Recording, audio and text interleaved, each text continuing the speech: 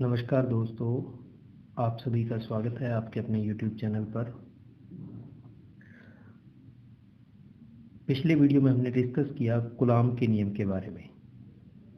Coulomb का नियम क्या है? स्थिर विद्युत आवेशों के मध्य एक आकर्षण या प्रतिकर्षण बल कार्य करता है जो कि दोनों आवेशों के गुणनफल के समानुपाती और बीच की दूरी के वर्ग के व्युत्क्रमानुपाती होता है। इसे कूलाम का नियम कहते हैं। और कूलाम के नियम के लिए हमने फार्मूला पढ़ा था F = 1/4 pi epsilon not Q1 Q2 upon में R²। यहाँ पर जो एप्सिलॉन नॉट है ये हमने पढ़ा था निर्वात की विद्युतशीलता। एप्सिलॉन नॉट को हमने क्या पढ़ा था? निर्वात की विद्युतशीलता।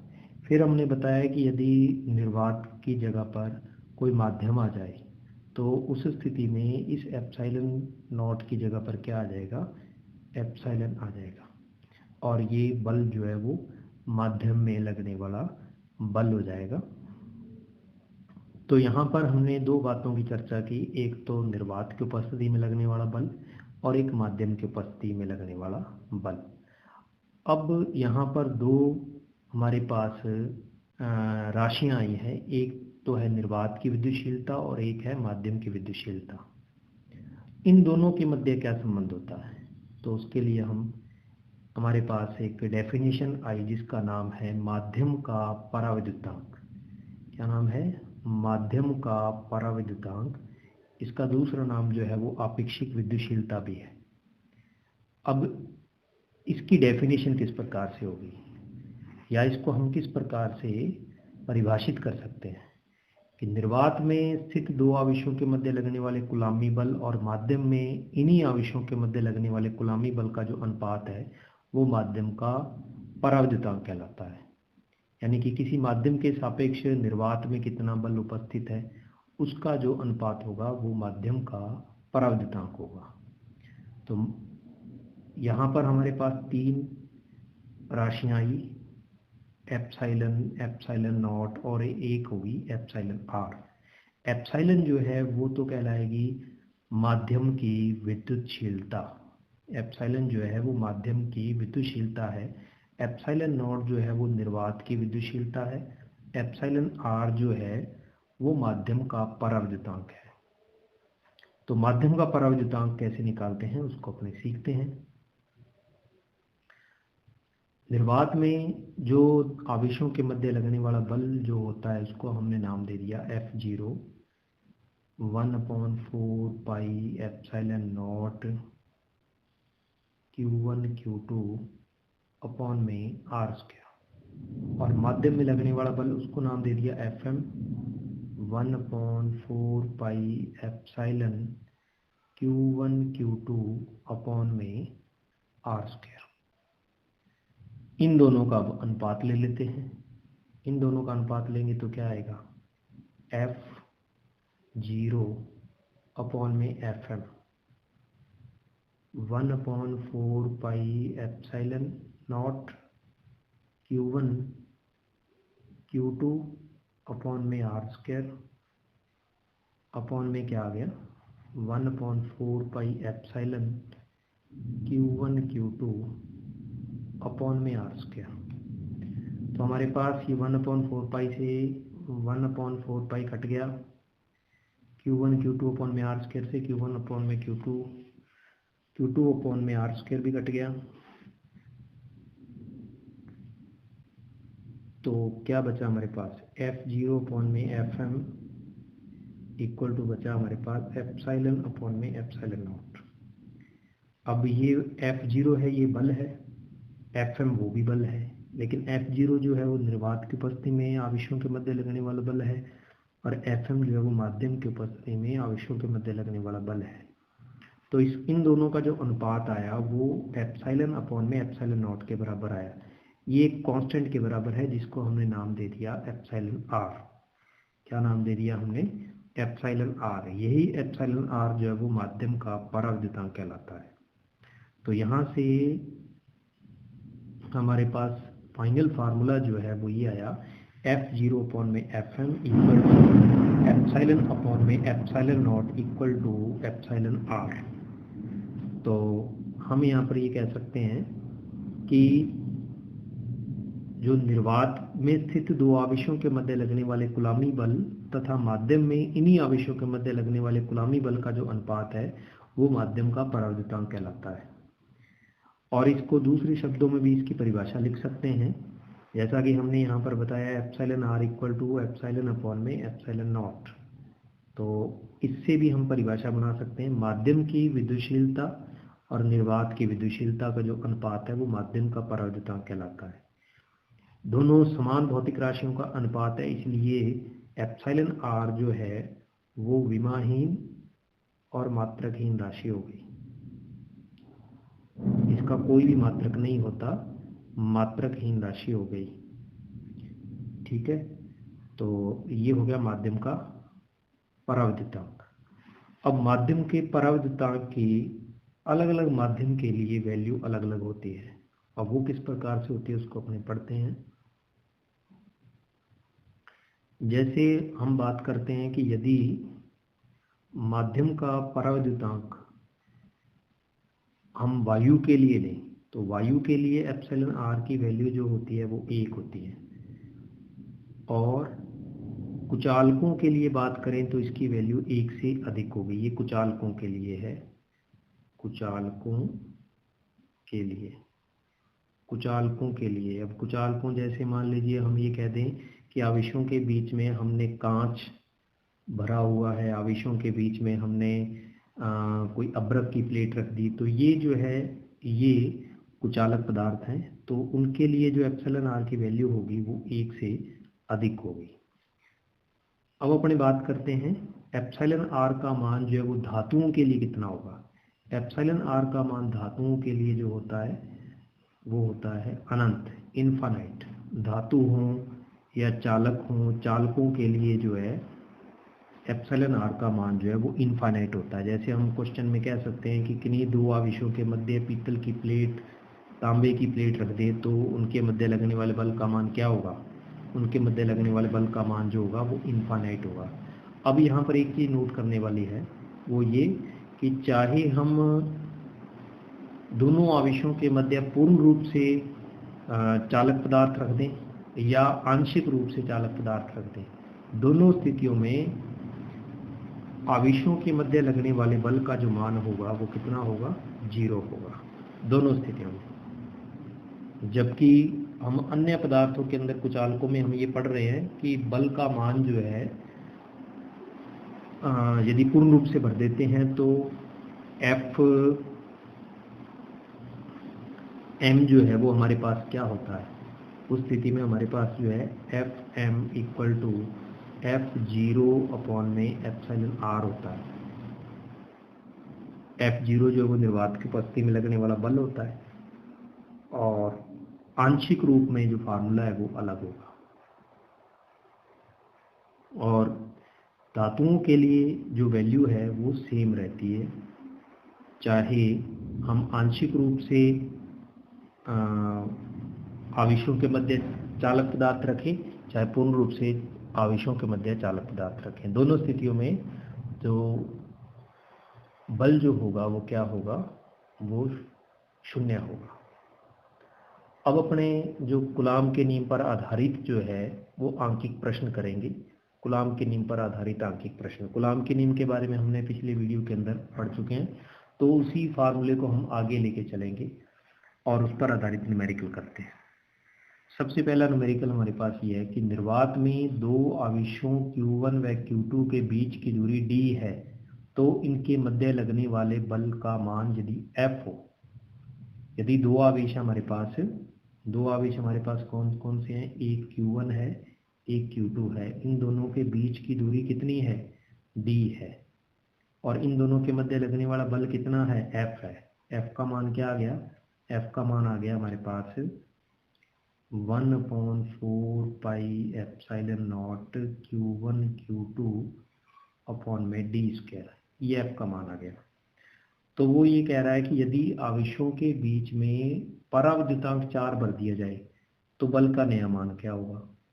अब हमने ये पढ़ा हुआ है कि यदि हम पराविद्युतांक पदार्थ भर देते हैं आवेशों के बीच में पराविद्युत पदार्थ का माध्यम भर देते हैं तो उस कंडीशन में जो बल होता है वो Fm इक्वल टू F बटा एप्सिलॉन आर हो जाता है।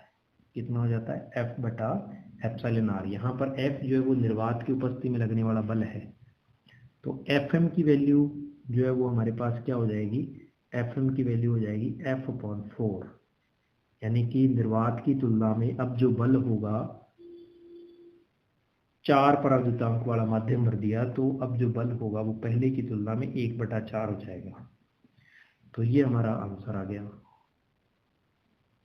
अब इसी प्रकार नेक्स्ट क्वेश्चन करते हैं कि दो समान आवेशित गोले एक दूसरे से 0.6 मीटर की दूरी पर रखे हैं।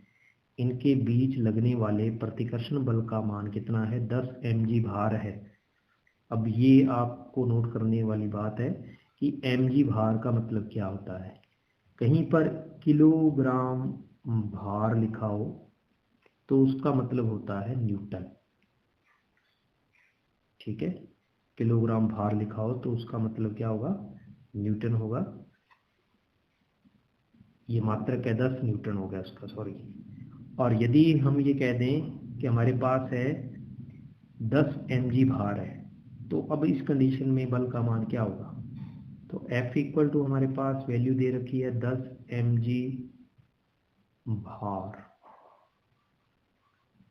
तो हम यहाँ पर 10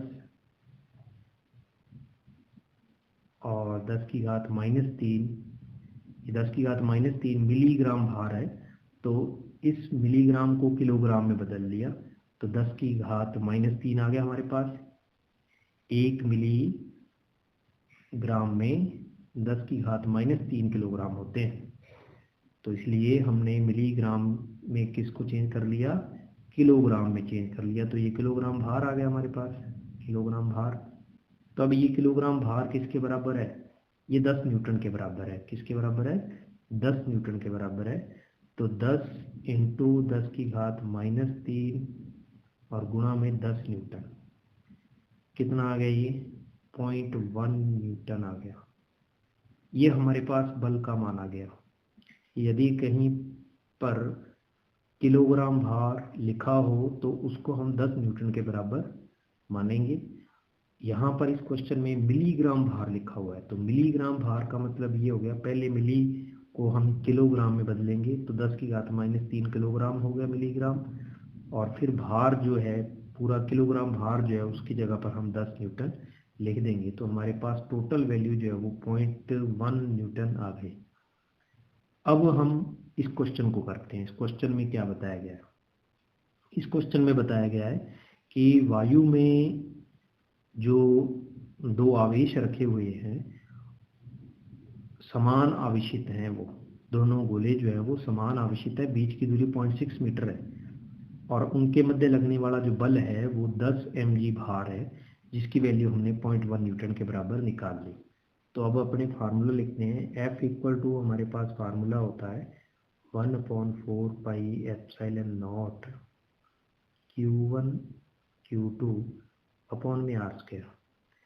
अब Q1 Q2 जो है वो दोनों बराबर है, तो Q1 Q2 की जगह पर हम Q लिख सकते हैं क्वेश्चन के अनुसार। तो F की वैल्यू हमने क्या निकाली अभी? 0.1। इसकी वैल्यू 1/4 पाई एप्सिलॉन नॉट की वैल्यू हमने क्या पढ़ रखी है? 9 × 10⁹। Q1 Q2 जो है उसको अपने क्या रखेंगे? उसको रखेंगे Q। Q1 Q2 दोनों में Q1 को भी Q रखेंगे और इसको भी Q रखेंगे, तो Q × Q हो गए, बटा में R। R की वैल्यू कितनी दी हुई है? R की वैल्यू दी हुई है 0.6 मीटर, तो ये हो गया 0.6 मीटर का होल स्क्वायर। तो ये हो गया 0.1 और ये हो गया 9 × 10⁹, और ये हो गया Q² अपॉन में 0.36। तो यहाँ से हम Q² के इक्विवेलेंट इस इक्वेशन को बना लेते हैं। Q² के इक्विवेलेंट इस इक्वेशन को बनाएंगे तो क्या आएगा हमारे पास? हमारे पास वैल्यू आएगी ये Q² इक्वल टू 0.6 36/9 इंटू 10⁻⁻9, ठीक है। और इंटू में कितना है, 0.1 है ही पहले से ही। तो अब इसको सॉल्व करते हैं। तो पहले तो पॉइंट को हटा लेते हैं। तो ये हमारे पास आ गया 36 इंटू 10⁻⁻12। 12 कैसे हुआ, 10⁻⁻9 यहाँ पर है, एक -1 ये बढ़ गया और 2 ये बढ़ गए, कितने हो गए टोटल, 10⁻⁻12 हो गए। अब इसको अपने आगे सॉल्व करते हैं। यहाँ पर ये क्यू स्क्वायर है, तो क्यू क्या होगा, क्यू होगा अपॉन में 9 भी है यहाँ पर, क्यू जो होगा वो क्या आएगा, 2 इंटू 10⁻⁻6 कूलम। और 2 इंटू 10⁻⁻6 कूलम क्या होता है, 2 माइक्रो कूलम होता है। कितना होता है, 2 माइक्रो कूलम। तो इसको फिर क्वेश्चन को एक बार रिपीट कर लेते हैं कि दो समान आवेशित गोले जो हैं वो एक दूसरे से 0.6 मीटर की दूरी पर रखे हुए हैं। इनके बीच लगने वाला प्रतिकर्षण बल जो है वो 10 mg भार है। ये अपने को नोट रखना है, ये कई क्वेश्चंस में आता है, किलोग्राम भार।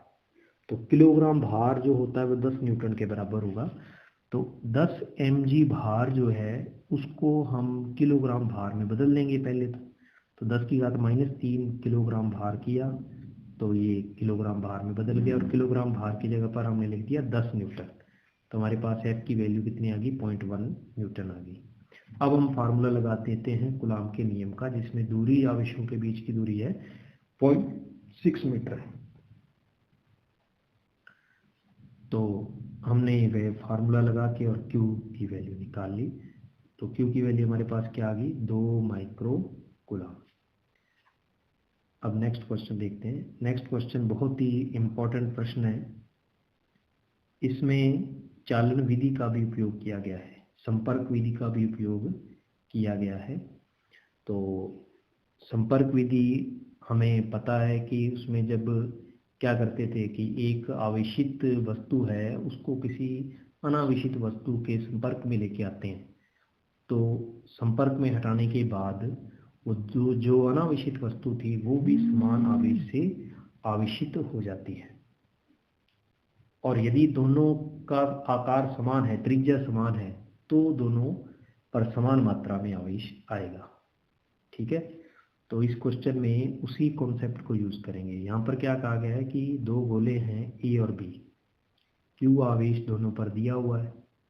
ठीक है, 50 सेंटीमीटर की दूरी पर स्थित है। क्यू का जो मान है वो 5 माइक्रो कूलम है। एक अन्य गोला है जो सी को पहले ए से के पास लेके आते हैं, बाद में जो है वो बी के पास लेके आते हैं। बी से अलग करने के बाद ए और बी के मध्य विद्युत बल का मान ज्ञात करो, जबकि बीच की दूरी अपरिवर्तित रहती है।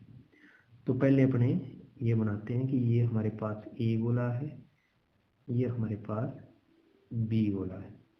इस पर क्यू आवेश है, इस पर भी क्यू आवेश है। बीच की दूरी जो है वो 50 सेंटीमीटर है, उसको हमने आर मान लिया। तो ये तो फर्स्ट कंडीशन है। अब हम क्या करते हैं, एक अनावेशित गोला है जो कि सी है। पहले सी जो है वो ए के संपर्क में आता है। तो सबसे पहले हम ए बना लेते हैं और इसके संपर्क में ये गोला ले लें। इस पर जो कुल आवेश है वो क्यू है, इस पर 0 है, ये सी है, इस पर 0 है। तो हमारे पास कुल आवेश जो हो गया वो क्या हो गया, क्यू ही हो गया। जब संपर्क हटाएंगे तो संपर्क को हटाने के बाद ए और सी पर आवेश जो होगा वो बराबर मात्रा में डिवाइड हो जाएगा। कैसे, ए पर जो हो जाएगा वो कितना हो जाएगा, Q/2, और बी पर भी कितना हो जाएगा, सी पर भी कितना हो जाएगा, Q/2 हो जाएगा। ये बराबर मात्रा में आवेश बढ़ जाता है। कौन सी विधि से हो रहा है, ये चालन विधि से हो रहा है। अब हम क्वेश्चन के अनुसार क्या कहा गया है कि पहले सी को ए के संपर्क में लेके आते हैं, बाद में बी के संपर्क में। अब इस वाले सी को किसके संपर्क में लेके आना है, बी के संपर्क में लेके आना है। तो अब देखिए ये बी हमारे पास ये है तो बी पर कितना आवेश है, क्यू है, और सी जो है, सी पर कितना आवेश है, Q/2। तो इस पर बी पर क्यू है, सी पर Q/2 है, टोटल चार्ज कितना हो गया, टोटल चार्ज हमारे पास हो गया Q + Q/2 यानी कि 3Q/2। अब ये जो 3Q/2 है वो B और C दोनों पर समान मात्रा में डिवाइड कर देना है। तो ये हमारे पास B है, तो इस पर हो गया 3Q/4, ये C है, इस पर भी हो गया 3Q/4, समान मात्रा में दोनों पर डिवाइड हो गया। अब B पर जो आवेश है वो कितना हुआ, 3Q/4, और A पर आवेश कितना था, ये Q/2। अब इन दोनों को एक दूसरे के पास लेके आते हैं, और इनके बीच की दूरी जो है वो कितनी रहनी चाहिए, स्थिर रहनी चाहिए। कितनी रहनी चाहिए, 50 सेंटीमीटर रहनी चाहिए बीच की दूरी। तो ये हमारे पास आ गया A, और ये हमारे पास आ गया B। इस पे है Q/2 और इस पर है 3Q/4, बीच की दूरी स्थिर है। तो अब बल का मान निकालेंगे। बल F = जो है वो हमारे पास क्या आ जाएगा, F1 मान लेते हैं इसको, वो आ जाएगा 1/4πε0। Q1 की जगह पर क्या आ जाएगा, Q/2 इंटू 3Q/4 अपॉन में, बीच की दूरी को मैं अभी R मान रहा हूँ, तो R²। ये हमारे पास मेन फार्मूला हो गया। अब हम इसको आगे सॉल्व करते हैं। ये जो फार्मूला है इसके माध्यम से हम क्वेश्चन को आगे सॉल्व करते हैं। क्या आता है हमारे पास, वो देखते हैं। हमारे पास ये आएगा F1 = 9 × 10⁹ ये तो हो गया 1/4πε0 की वैल्यू, और अपॉन में 8 कहाँ से आया, 2 × 4 जो है, ये 2 ये 4, 2 × 4 जो है 8 हो गया, और Q² अपॉन में R² लिख दिया हमने। तो F1 = क्या आ गया, 9/8 × 10⁹ Q²। अब Q कितना है, Q है हमारे पास 5 माइक्रोकुलाम। तो 5 माइक्रोकुलाम का मतलब होता है 10⁻⁻6, और इसका हम क्या कर देंगे, स्क्वायर, और बटा में R कितना है, R है 50 सेंटीमीटर। तो R जो है वो हमारे पास 50 सेंटीमीटर है, इसको मीटर में बदलेंगे तो 50 × 10⁻2 मीटर हो जाएगा। 50 × 10⁻2 मीटर हो जाएगा। तो हम इसको कैसे करते हैं सॉल्व, इसको हम इस प्रकार से सॉल्व करते हैं कि यहाँ पर हमने R की वैल्यू पुट कर देंगे। कितना आ जाएगा, 50 × 10⁻2²। तो यहाँ पर वैल्यू हम पुट करेंगे। F1 जो है वो क्या है उसको निकालते हैं। तो ये हमने सॉल्व करके सारी वैल्यू निकाल लेते हैं। क्या आता है हमारे पास, नोट कर लेते हैं। F1 = 1.125 इंटू, इसको सॉल्व करेंगे, हमारे पास वैल्यू जो आई 1.125 इंटू 10⁻⁻1 न्यूटन, ये हमारे पास वैल्यू आ गई। तो ये हमारे पास टोटल F1 का मान आ गया। ठीक है, तो पहले अपने को क्या करना है, A और B के मध्य जो आवेश बल है, बल का मान लिखना है। फिर उसके बाद क्या कहा गया इस क्वेश्चन के अंदर कि एक अन्य अनावेशित गोला है C, उसको पहले A के संपर्क में लेके आते हैं। A के संपर्क में ले आए, ये इस कंडीशन में यहाँ पर। फिर उसके बाद ए के संपर्क में लाने के बाद दोनों पर समान मात्रा में आवेश डिवाइड हो गया। अब ये वाला जो सी है इसको बी के संपर्क में लेके आना है। बी के संपर्क में दोनों के आवेशों को जोड़ दीजिए, फिर उसके बाद दोनों को बराबर मात्रा में डिवाइड कर दो। अब इस स्थिति में जो बी पर आवेश जो आया है वो हमारे पास 3q/4 आ गया था। अब 3q/4 आवेश जो है और q/2 आवेश ए पर जो है, इन दोनों के मध्य कितना बल लगेगा जबकि बीच की दूरी अपरिवर्तित रहेगी। तो वो बल क्या है हमारे पास 1.125 × 10⁻⁻1 न्यूटन आ गया। नेक्स्ट क्वेश्चन करते हैं। नेक्स्ट क्वेश्चन में क्या कहा है कि दो आवेशों के आवेश एक दूसरे से d दूरी पर स्थित हैं। यदि दोनों के मध्य d/2 मोटाई की तांबे की प्लेट रख दी जाए तो प्रभावी बल का मान क्या होगा। ये हमने सबसे पहले बताया कि यदि तांबे की प्लेट रख दें आवेशों के बीच में, चाहे वो आंशिक दूरी पर रख दें या पूरे भाग में रख दें, तो जो लगने वाला बल जो होता है वो कितना हो जाएगा, सॉरी 0 हो जाएगा। 0 क्यों हुआ, क्योंकि एप्सिलॉन आर की वैल्यू इनफाइनाइट होगी। एप्सिलॉन आर की वैल्यू क्या होगी, इनफाइनाइट होगी, इसलिए आवेशों के मध्य लगने वाला जो बल होगा वो कितना हो जाएगा, 0 हो जाएगा। तो ये क्वेश्चन इतना सही है। नेक्स्ट क्वेश्चन अपनी बात करते हैं कि 3 आवेश जो है प्रत्येक क्यू समबाहु त्रिभुज के शीर्षों पर रखे हुए हैं। 3 आवेश है, समबाहु त्रिभुज है। समबाहु त्रिभुज क्या होता है, समबाहु त्रिभुज वह त्रिभुज होगा जिसकी प्रत्येक कोण जो होगा वो 60 डिग्री का होगा और जो भुजा होगी वो समान होगी, उसको समबाहु त्रिभुज कहते हैं। उसके केंद्र पर भी समान आवेश रखा हुआ है क्यू, तो केंद्र पर जो रखा हुआ आवेश है उस पर विद्युत बल का मान क्या होगा वो अपने को ज्ञात करना है। तो यहाँ पर हम ले लेते हैं कि ये हमारे पास समबाहु त्रिभुज है, प्रत्येक कोण जो है 60 डिग्री का है। प्रत्येक कोण क्या है, 60 डिग्री का है। यहाँ पर हमने ये इसका केंद्र ले लिया, ये इसका क्या है, केंद्र है। इसको नाम दे दिया ABC। इस पर भी क्यू आवेश है, इस पर भी क्यू है, इस पर भी क्यू है। भुजा ए मान लिया। अब ये केंद्र है, तो शीर्ष ए से यदि हम दूरी देखेंगे, शीर्ष ए से जो दूरी देखेंगे वो भी दूरी जो है वो हमारे पास क्या आएगी, समान होगी। यानी कि ए से इसको नाम दे देते हैं हम ओ। क्या नाम देते हैं, ओ। यानी कि ए ओ जो होगा वो समान होगा। ऐसे ही ये दूरी देखेंगे तो ये भी समान होगी, ये दूरी देखेंगे तो ये भी समान होगी। तो यहाँ पर क्या होगा हमारे पास, ओ ए बराबर ओ बी बराबर ओ सी होगा। ये दूरियां होंगी समान। तो यहाँ पर क्यू आवेश रखा हुआ है केंद्र पर, तो दूरियां हमने कह दी समान है, आवेश समान है।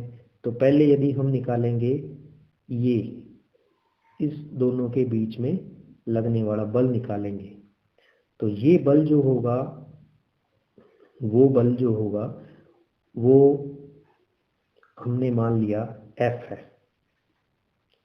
इन दोनों के मध्य जो बल निकालेंगे, क्योंकि बीच की दूरी OA है, तो हमने बल क्या मान लिया, F। ऐसे ही इन दोनों के बीच में ये बल जो होगा, यहाँ पर हम इसको FA नाम देते हैं, और C और O के बीच में जो बल होगा उसको हम नाम देते हैं FC। क्या नाम दे दिया, FC। B और O के बीच में जो बल होगा उसको हमने नाम दे दिया FB। क्या नाम दे दिया, FB। अब ये सारे बल बराबर होंगे। क्यों होंगे बराबर, उसका रीजन आपको बताते हैं। समबाहु त्रिभुज है, समबाहु त्रिभुज में भुजाएं सारी समान है, और ये जो दूरियां हैं OA OB OC ये भी समान है, और दोनों पर जो आवेश है, प्रत्येक बल में जो आवेश है, यहाँ पर Q है तो यहाँ पर भी Q है, यहाँ पर भी Q है, यहाँ पर भी Q है, तो आवेश भी क्या होंगे, समान होंगे। तो इसलिए बल का मान क्या होगा, समान होगा। तो हम यहाँ पर ये लिख सकते हैं FA = FB = FC। ये बल आपस में क्या होंगे, सारे बल समान होंगे। तो बल समान है तो इसलिए केंद्र पर लगने वाला जो बल होगा वो क्या हो जाएगा, जीरो हो जाएगा। अब जीरो कैसे निकालते हैं उसको हम निकालते हैं इस प्रकार से। इस डायग्राम को थोड़ा सा अपने सही कर लेते हैं।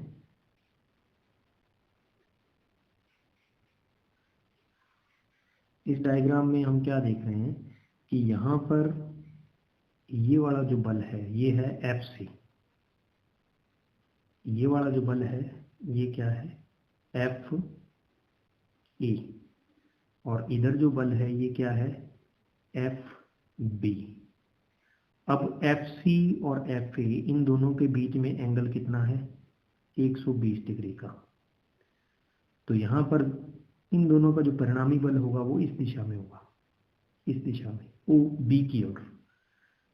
तो इन दोनों का परिणामी बल निकाल लेते हैं कितना आएगा। इन दोनों का परिणामी बल निकालेंगे तो हमारे पास फार्मूला जो है वो क्या आएगा, वो इस प्रकार से होगा F, इसको नाम दे देते हैं, जो इधर वाला बल है उसको नाम दे देते हैं FEC। क्या नाम दे देते हैं FEC। FEC इक्वल टू क्या आ जाएगा FE square plus FC square plus 2FE FC cos of 120। अब ये कहाँ से आता है, ये बलों के अध्यारोपण से आता है।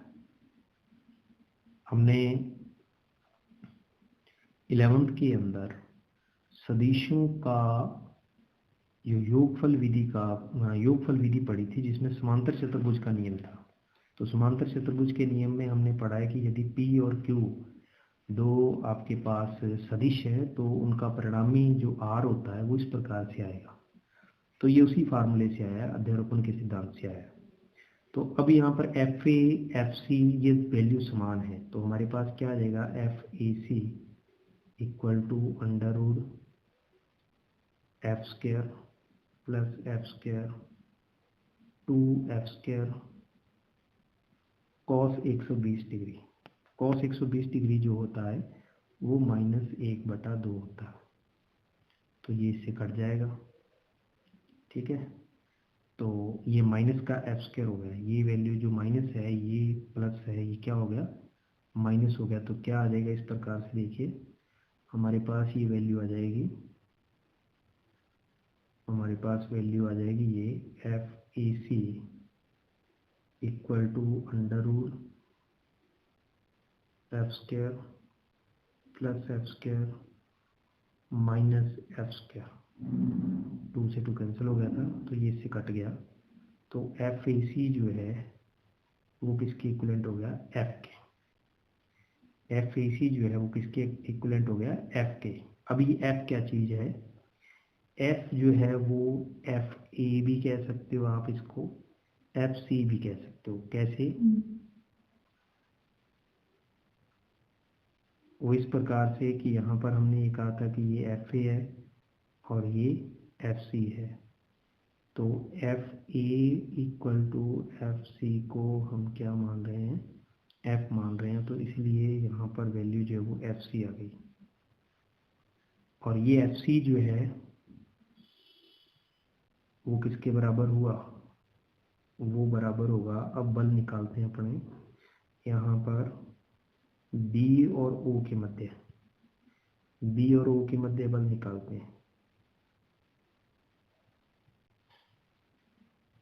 B और O के मध्य बल निकालेंगे तो क्या होगा, FB बल है, तो वो वैल्यू जो है वो हमारे पास क्या आ गई कि Q स्क्वायर अपॉन में OB स्क्वायर। और जो हमारे पास FA थी वैल्यू वो क्या थी KQ स्क्वायर अपॉन में OA स्क्वायर। ठीक है, FC वैल्यू क्या थी हमारे पास KQ स्क्वायर अपॉन में OC स्क्वायर। अब ये सारी वैल्यू एक जैसी है, FC FB FA एक जैसी है, तो ये जो हमारे पास FB की वैल्यू आ रही है, ये FB की वैल्यू किसके बराबर है FEC के बराबर है। और FAC क्या है, FAC है FC और एफ जो आपके पास ए है, उन दोनों का परिणामी है, और ये परिणामी इस एफ बी के बराबर है। तो इसका मतलब क्या हो गया, बल परिमाण में बराबर दिशा में क्या हो गए, विपरीत हो गए, इसलिए परिणामी बल का मान कितना हो गया, 0 हो गया। और वैसे भी अपने को इसका ट्रिक भी अपने को याद रखना है कि यदि कोई समबाहु त्रिभुज है, समबाहु त्रिभुज के प्रत्येक शीर्ष पर यदि समान प्रकृति का आवेश है और केंद्र पर भी उसी प्रकृति का आवेश रखा हुआ है, तो परिणामी बल का मान क्या होगा, 0 होगा। तो यदि नीट के क्वेश्चन या आईआईटी के क्वेश्चन में यदि इस प्रकार का कोई क्वेश्चन आता है, तो हम वहाँ पर डायरेक्ट जो वैल्यू है वो 0 मानेंगे। आपको ध्यान रखना है कि प्रत्येक शीर्ष पर जो आवेश है वो समान होगा और केंद्र पर आवेश भी समान होगा, तो परिणामी बल का मान कितना हो जाएगा, 0 हो जाएगा। तो ये हमारा न्यूमेरिकल हुआ। अब नेक्स्ट बात करते हैं, हाइड्रोजन परमाणु में r त्रिज्या की कक्षा में एक इलेक्ट्रॉन नाभिक के चारों ओर चक्कर लगाता है। इनके नाभिक व इलेक्ट्रॉन के मध्य कुलाम्बी बल का मान ज्ञात करना है। तो इसके लिए क्या करना है अपने को कि ये नाभिक है, नाभिक पर आवेश होता है Zi और इसके चारों ओर ये इलेक्ट्रॉन घूम रहे हैं, तो इस पर आवेश E है। तो बल का मान क्या होगा, बीच की दूरी हमने मान ली r है, तो बल का मान क्या होगा, F equal to 1/4 pi epsilon naught Zi। Zi जो है वो किसका आवेश है, नाभिक का आवेश है, और E -E ले सकते हैं हम, किसका आवेश है, -E इलेक्ट्रॉन का। -E सिर्फ इस चीज को प्रदर्शित कर रहा है कि जो इलेक्ट्रॉन है और नाभिक है उसके बीच में आकर्षण प्रकृति है, ठीक है, अपॉन में r²। तो ये F इक्वल टू क्या आ जाएगा, -1/4 pi epsilon not Zi² upon में r²।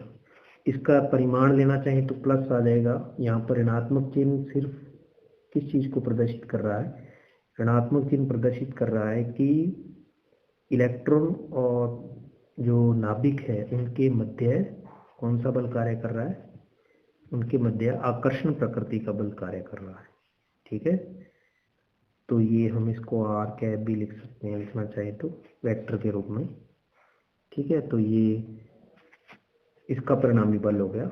हाइड्रोजन परमाणु में r त्रिज्या की कक्षा में एक इलेक्ट्रॉन नाभिक के चारों ओर चक्कर लगाता है, तो नाभिक और इलेक्ट्रॉन के मध्य लगने वाले कुलाम्बी बल का मान जो होगा वो 1/4 pi epsilon not Zi² upon में r²। अब Z जो है वहाँ पर 1 रख देंगे Z की जगह पर, क्योंकि हाइड्रोजन परमाणु तो वहाँ पर 1 आ जाएगा। ये Zi मतलब हमने लिखा है कि हाइड्रोजन के अलावा कोई अन्य परमाणु भी हो तो वहाँ पर हम Zi का उपयोग करेंगे। यदि मान लीजिए हीलियम है तो वहाँ पर Z का मान कितना हो जाएगा, 2 हो जाएगा, ठीक है। नेक्स्ट हमारे पास क्वेश्चन है, वायु में रखे दो आवेश एक दूसरे से 10⁻⁻⁴ न्यूटन से प्रतिकर्षित करते हैं। दोनों आवेशों के मध्य तेल भर दिया जाए तो 2.5 × 10⁻³ है, ये कितनी है, -3 न्यूटन हो जाता है बल का मान। तो तेल का परावर्तन क्या होगा। तो पहले तो हम ये देते हैं, वायु में जो बल है आवेशों के बीच में वो है 10⁻⁴ न्यूटन का, और माध्यम में जो बल है वो हमारे पास है 2.5 × 10⁻³ न्यूटन।